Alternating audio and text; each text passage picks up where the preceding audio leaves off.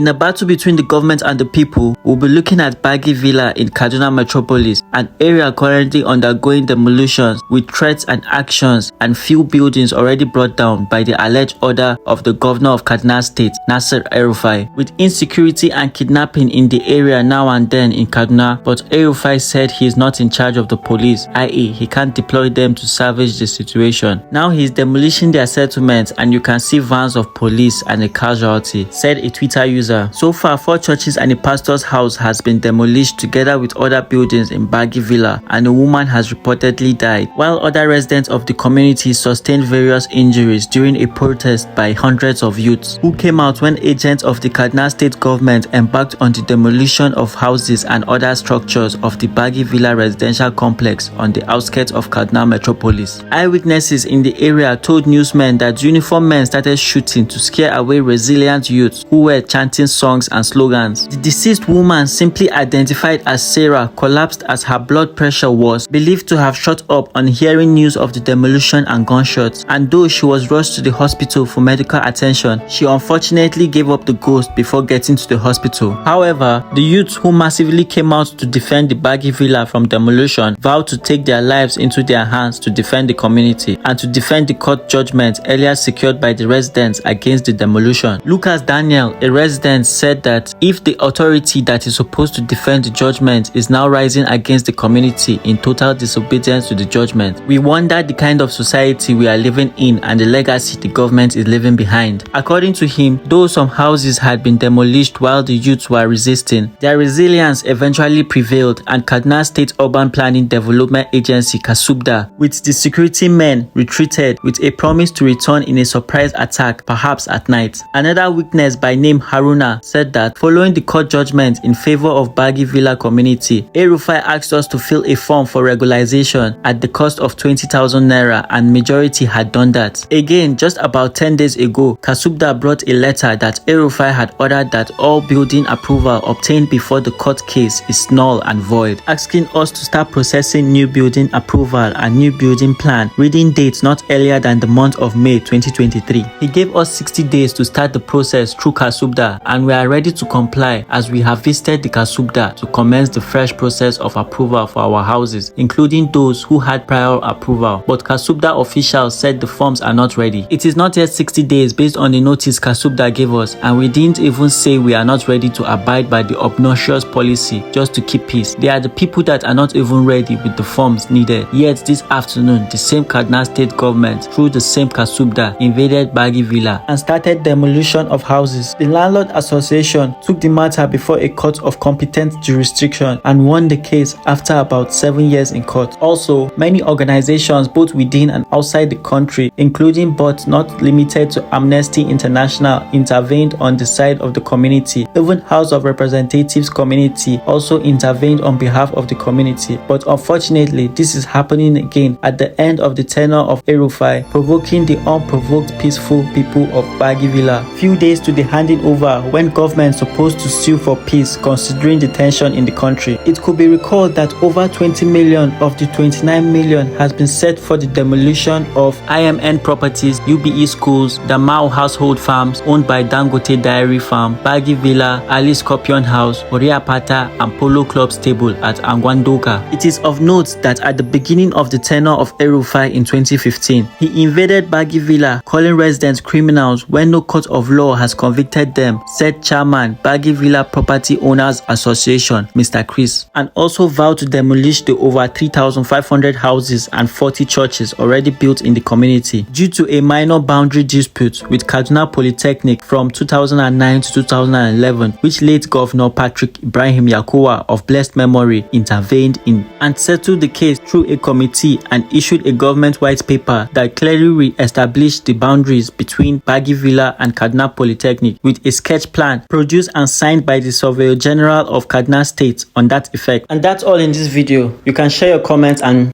subscribe.